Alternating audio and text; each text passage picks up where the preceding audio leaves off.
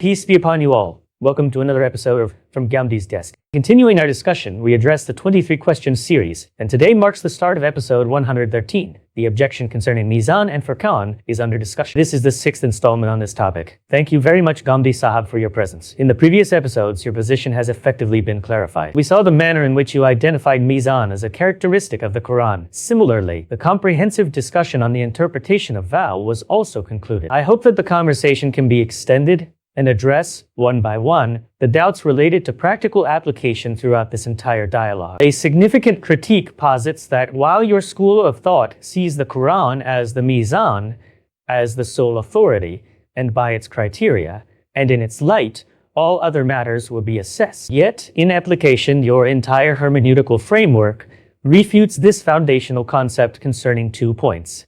I will present examples of both. The initial example provided concerns the structural coherence of Quran. It's argued that the notion of this structure in the Quran is essentially a fabrication. It is speculative and imposed upon the Quran, and in its view, the verses are interpreted, and then different understandings of verses are articulated from that viewpoint. The question I put forward to you is, regarding the entire notion of Quranic structural integrity, if the Quran is the authority, then inserting a phrase within it, using brackets while stating that such is suggested by the Nazm, then doesn't it practically contradict its authority? What is the Quran? Is the Quran simply a collection of words? That you would simply consult a book on the principles of Islamic jurisprudence to inquire into word meanings, and then commence writing an exegesis of the Quran? Those words cannot be seen separately from the sentences of the Quran, and those sentences form a complete narrative. And this entire narrative is not merely in the form of isolated paragraphs randomly thrown about. Rather, it is the creator of everything who has compiled it into surahs. Right. Consequently, these surahs have been arranged in a specified order within the Quran. When we analyze any book, what processes do we undertake to formulate an opinion about it? These are the conventional stages that are utilized in interpreting any text across all fields of knowledge. Right. That is, whichever literature we study, whether Allama Iqbal or Mirza Ghalib or Firdausi, or delve into Shakespeare or John Milton, or whether we are studying the Quran or the Bible or previous scriptures like Torah or the Psalms of David. Whichever discourse we intend to understand, we first observe the meaning of the word, then we explore the sentence where that word appears and the overall impression formed by that sentence's arrangement. Next, we assess its context and its historical background. Furthermore, we'll evaluate the setting or the environment surrounding that specific word. Is it part of an overarching theme? What is its subject? What is being addressed within it? What is the topic of the discourse? If an entire book is systematically arranged, then we examine the book, as every author introduces specific terminology into regular use. They introduce various special words in specific meanings. Considering all these, we deduce the intended meaning of a narrative. Okay. Each one among them is a narrative in itself. It is a discourse in itself. Which of these things lies outside the text? The words which form the sentence, and the sentences which populate the larger discourse you find, all are part of the divine speech spoken by God Almighty. Then, when you evaluated the context and background, who has positioned that sentence so precisely? The Lord Himself has placed it there.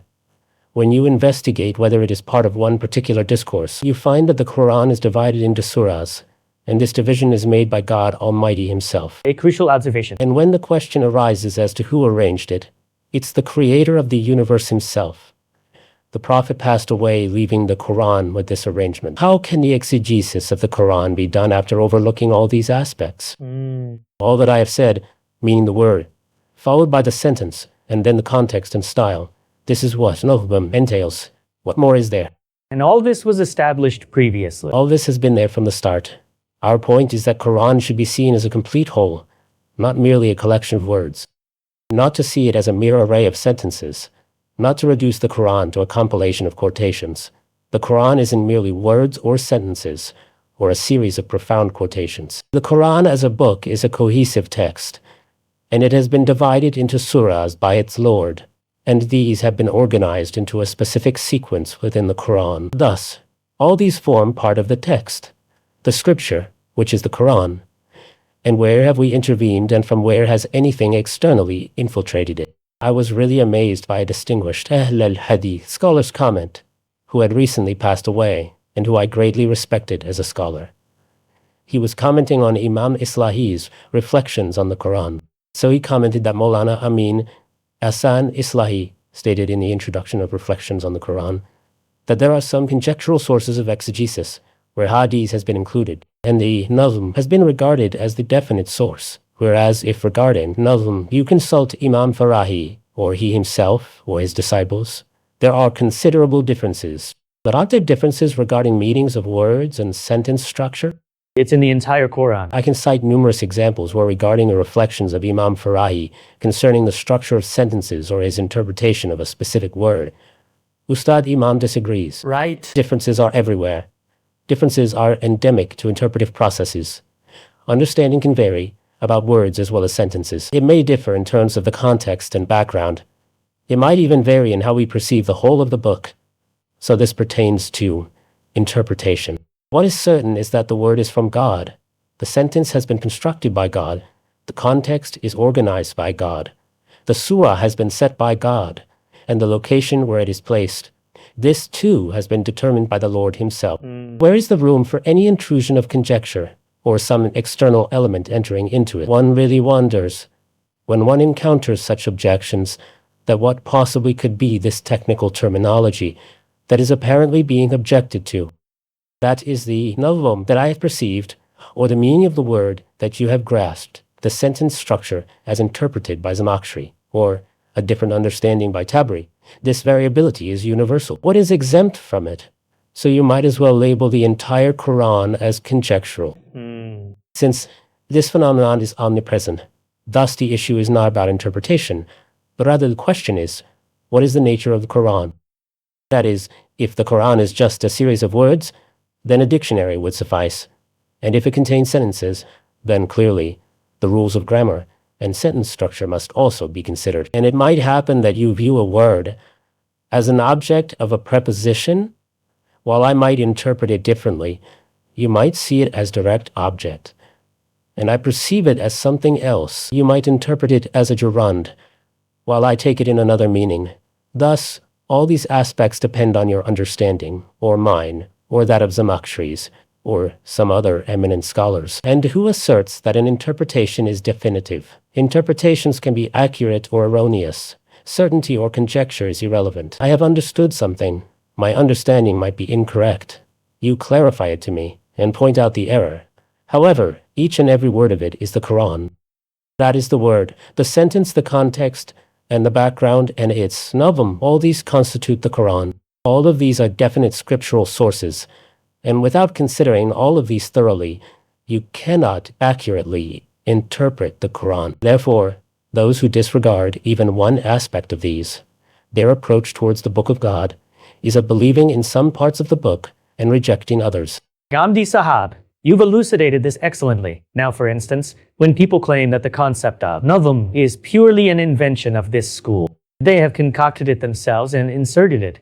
So when you elucidate the nazm of a verse, and then you translate it accordingly, then if someone asserts that it's incorrect and labels it as an external addition, then to substantiate that he'll need to refer to the word and sentence structure. And then he must demonstrate that instead of this narrative, another narrative is correct. Thus, as a substitute, he would propose his own nazm, wouldn't he? Evidently, if he isn't offering an alternative, this implies that he is not accepting a part of the Quran. Please comprehend this point thoroughly. If someone interprets the Quran by only referring to the word, this is the fundamental critique I have of the principles of jurisprudence. That is, there the argument begins with the word. The Quran is not just a collection of words. The argument begins with the word. But after that, there are sentences. It's not that the words are disparate such that this word is definitive. This is apparent. This is concealed. Or this is ambiguous. These terms are not part of a dictionary. A dictionary just lists words. The Quran is not a book of lexicography, that you just open it, read the words, and find guidance.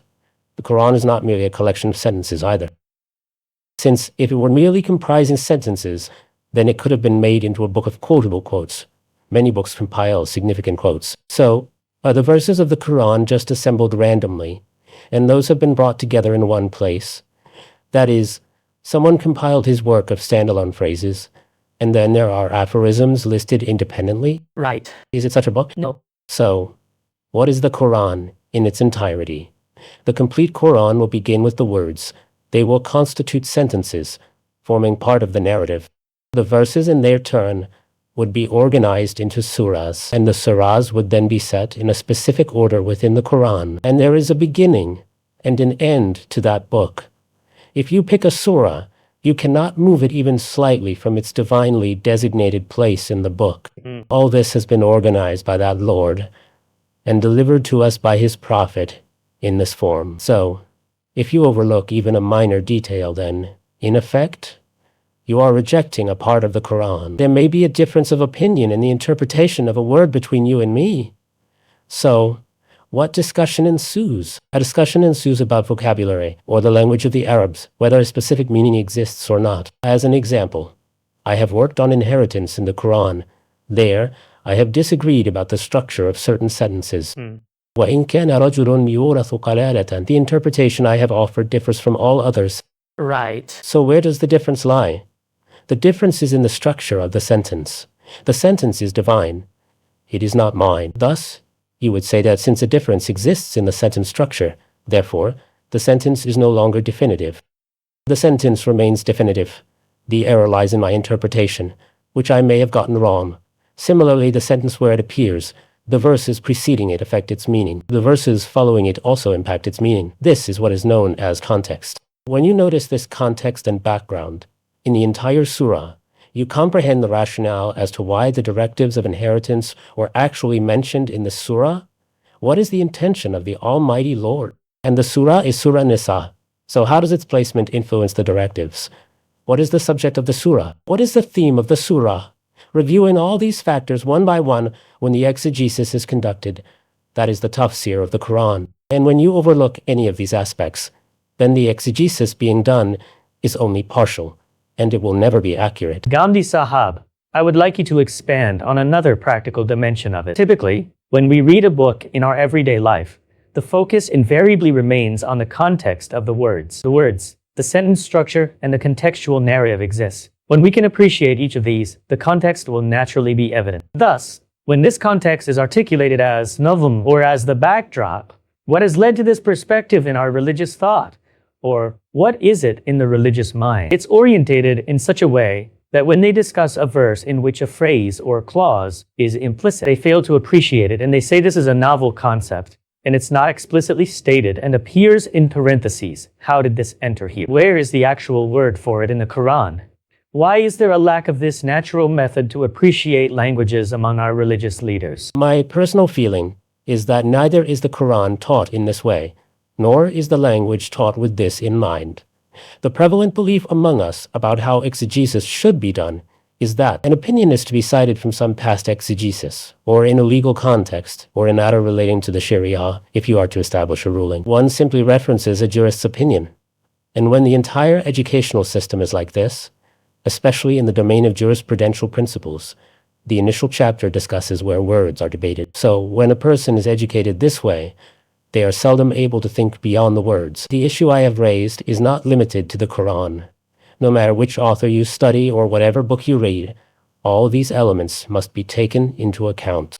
I put it to you that if you, for example, take Tabari's history, he has written an introduction to it. But if you disregard that introduction, you will misconstrue many aspects about its contents. An essential point. That is, when you analyze a book, if the author has provided a preface, that is significant. If there's an introduction, that is also crucial. In our introductions, we outline the principles pervading in the book. We specify the considerations that will guide the discussions in the book. I have written 2 prefaces for my book Meezan. If you read the book without understanding both prefaces, you will miss the perspective employed in various arguments. These are the points that students should be informed of. That is, it's very unfortunate that a distinguished scholar exclaims, "What is this?" There's disagreement over it. The disagreement is in the interpretation. That would be in the interpretation of the word, the sentence structure. How can differences be completely eradicated? The fundamentals of these differences are eloquently described by Imam Farahi in the introduction of his book on exegesis, where he states two reasons. One is that someone begins to discuss a topic without sufficient knowledge. That is, they lack knowledge of a subject or field, and their expertise wasn't adequate to start interpreting that book. If you take Allama Iqbal or Ghalib, or if you take Shakespeare, you don't understand the language. Your knowledge is deficient. You lack understanding of the language's history. You don't know its rules, or the concepts it references. You are unfamiliar with its similes, metaphors, or figurative language. So, what will be the result? You might interpret a verse despite inadequate knowledge, and absurd interpretations will emerge, which will not be acceptable. Similarly, another issue is the lack of deep reflection.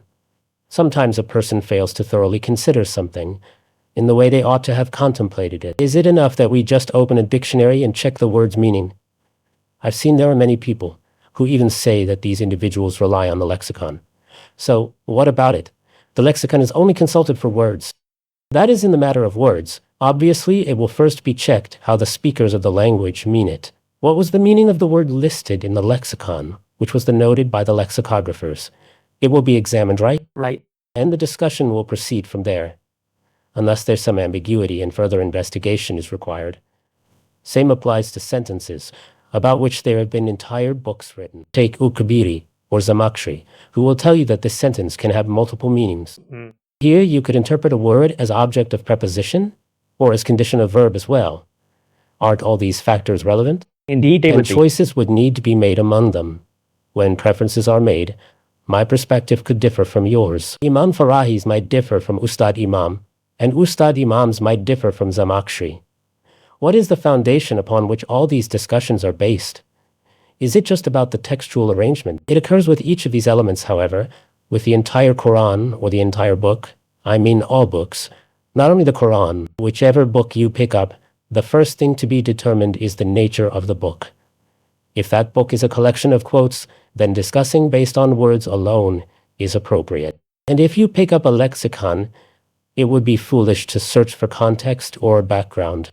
Seeking a nazm would be equally foolish. There the word itself is the important thing, since the author has described the meanings of words. Now, if you pick up a book of grammar, once you pick up the grammar book, the structure of sentences will be discussed. Would you look for vocabulary there?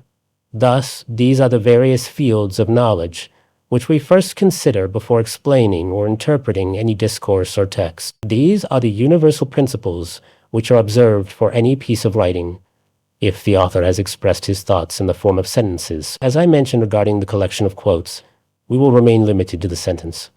And if it is a discourse, we must necessarily consider the context. And if it has been compiled into a book, and it has been divided into chapters, then examining each chapter separately becomes essential. This issue has been addressed by Ustad Imam in his exegesis, and which Imam Farahi has handled.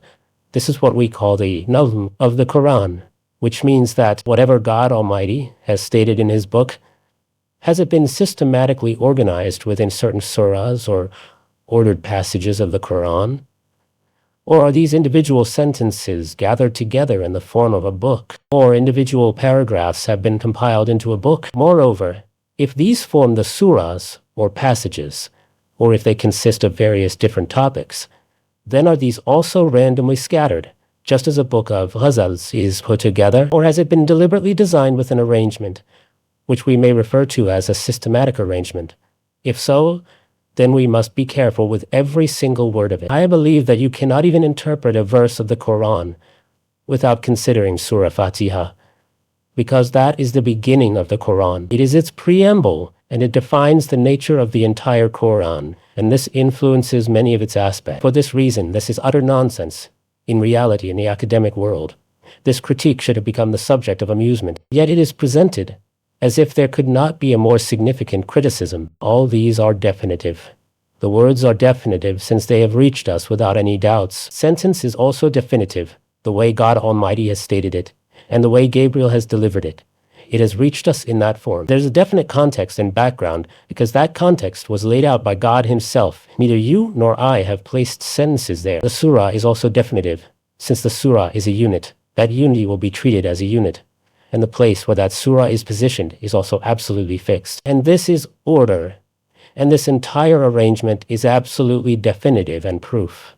When we humans engage in interpreting it and make errors due to a lack of knowledge, or due to a lack of reflection, our understanding is not definitive or conjectural. It is either correct or incorrect. Ghamidi Sahab, this topic is clear. I wish also to hear your thoughts on another matter, considering the nazm of the Quran as a fundamental principle to reflect on the Quran, or to formalize as a rule, is viewed as an important facet of the Farahi school of thought. Yet, it is clearly a long-standing, distinct and enduring intellectual tradition of the Ummah. They know Arabic language, the context, so even some of the great exegetes agree. Say, in the case of Itmam al-Hujjah, you said that various exegetes affirm based on context that here earthly punishment is being discussed in these verses. Perhaps they do not establish it as a principle, yet the natural process of considering the context, structure, and the meaning of passage. And what is the prevailing tone in them? So this process is also active there without employing the term nazm. It happens everywhere. You see, a question is how far you extend this concept. This can be a point of difference. However, everywhere it will be observed. Who is there among the great exegetes? And who among the scholars would dare to say that the Quran is just a collection of sayings, or a collection of verses? Or who would dare assert something like this? For that to occur, first, you must assert that the verses of the Quran were revealed first, which were all unrelated to each other, and these were compiled by someone else, or have been arranged thus. Then the first point would be that we must ask that person how they dared to compile it in such a way. Then we must treat it as a collection of verses. Just as I had mentioned, didn't I? There are many books that are a compilation of memorable quotes. So, all these are the works of God Almighty. Thus, each of these stages among them are absolutely certain, and these have reached us with definitive proof. Now, there is not even the slightest doubt about them.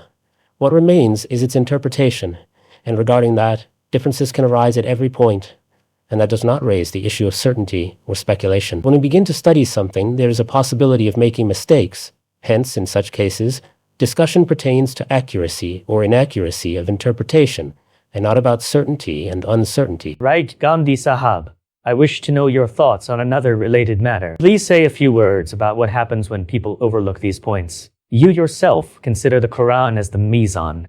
In the verses where that word is mentioned, in Surah Shura and Hadid, there too the discourse itself explains the background in which it was mentioned, and how that aim can be attained. In which places this word appears in Quran, whether it is used figuratively or literally, and in what context is it used here. If this is overlooked, and generally it is overlooked, so when reading the Quran we fail to perceive any connection or cohesive harmony. When a common person reads Quran, he remarks that the same topic is reiterated, then a new topic begins abruptly. So, the concept which you folks have identified, which is nazm, if it's not considered in understanding the Quran, then is it true that the status of the Quran, the context in which the Quran was revealed, fails to get conveyed? If you neglect any of these stages, it would be akin to doing an injustice to the book.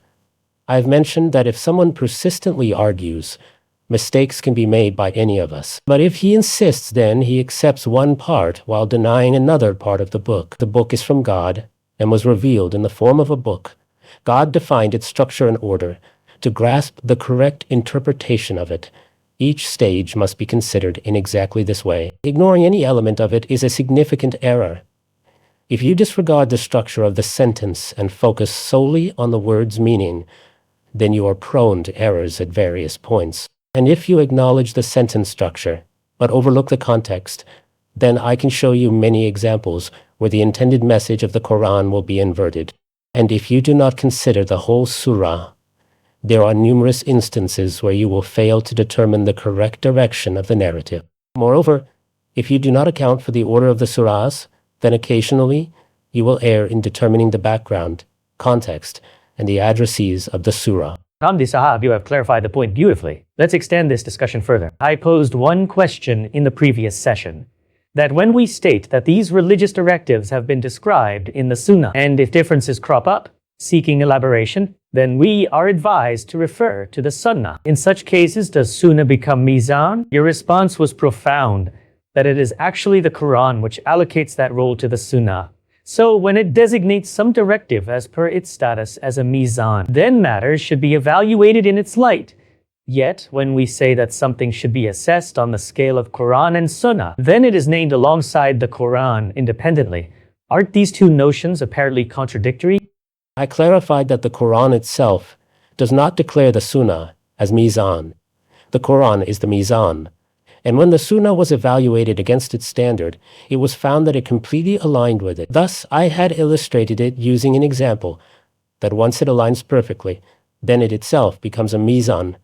This is not because the Quran designated it as Meezan. Therefore, if you assert that for any new matter presented as religion, you will assess it against the Meezan of the Quran and Sunnah, it won't be wrong to say this.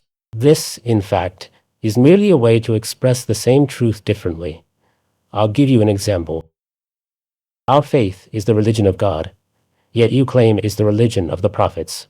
Is that wrong? No, it is correct. You go further and call it the religion of Abraham. Then you say the religion of Prophet Muhammad.